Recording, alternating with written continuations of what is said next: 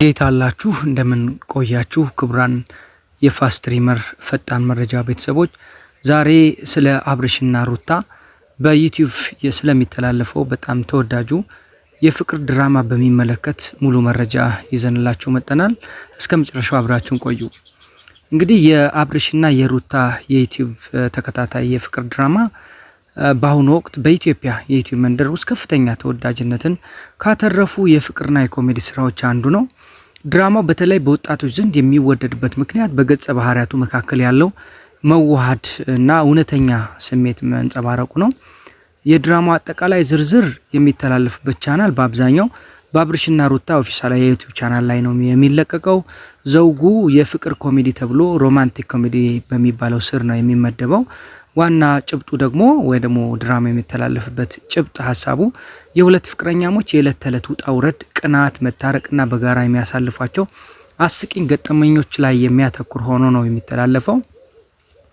የክፍሎች ብዛትና መግለጫዎቹ እንግዲህ የክፍሎች ብዛት ወይም ደግሞ ድራማው የአብርሽና የሩታ ድራማ በብዙ ተመሳሳይ የዩቲዩብ ቻናሎች የሚተላለፍ ቢሆንም በዋናው ኦፊሻላዊ የአብርሽና የሩታ ቻናል ግን በርከት ያሉ ቻናሎች በደርዘን የሚቆጠሩ በዛ ስር ደግሞ በርከት ያሉ ፕሮግራሞች የተላለፉበት የተቀረጹበት ነው።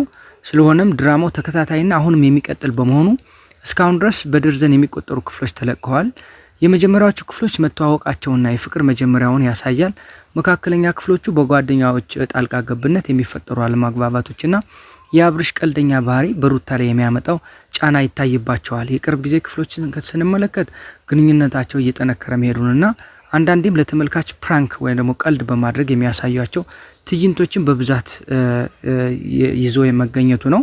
ገጸ ባህሪያቶቹን ስንመለከት አብርሽ ዘ ፕሮቴክቲቭ ኮሜዲያን ተብሎ በሚጠራው ስር በድራማው ውስጥ ያለው ባህሪ ለየት ያለ ነው። ተጫዋችነቱ፣ ቅናት፣ ታማኝነት የሚሉ ነገሮች አሉ። ሁሉም ነገር በቀልድ መለወጥ ይወዳል። ቁም ነገር ሲያወራም እንኳ የሆነ ጣል የሚያደርጋቸው ቀልዶች አሉት። ሩታን በጣም ስለሚወዳት አንዳንዴ የሚያሳየው የፍቅር ቅናት ለድራማው ማጣፈጫ ይሆናል። ምንም እንኳ ቢቀልድም ለሩታ ያለው ክብርና ፍቅር በንግግሮች ውስጥ በግልጽ ይታያል። ሩታ በጣም ኢሌጋንትና ኤክስፔንሲቭ ናት ወይም ደግሞ በልትተካ የማችል የድራማው ጉልህ ገጸ ባህሪ ናት። የሩታ ውበትና የአነጋገር ዘይቤ የድራማው ዋነኛ መስህብ ነው። ቁንጅናዋ ሩታ በተፈጥሮ የተቸረችው ውበት ያላት ሲሆን በድራማው ላይ የምትለብሳቸው አልባሳትና አኳኋኗ ዘመናዊት ኮረዳን ትወክላለች። የፍቅር አገላለጿ ሩታ ፍቅሯን በንግግር ብቻ ሳይሆን በአይን ጥቅሻ፣ በፈገግታና አንዳንዴም በኩርፊያ ትገልጻለች። አብርሽ ሲያበሳጫት የምታሳየው የኩርፊያ ውበት ተመልካችን በጣም ይማርካል። ትዕግስት የአብርሽን ማለቂያ የሌለው ቀልድ የምትችልበት መንገድ ጥልቅ ፍቅር እንዳላት ያሳያል።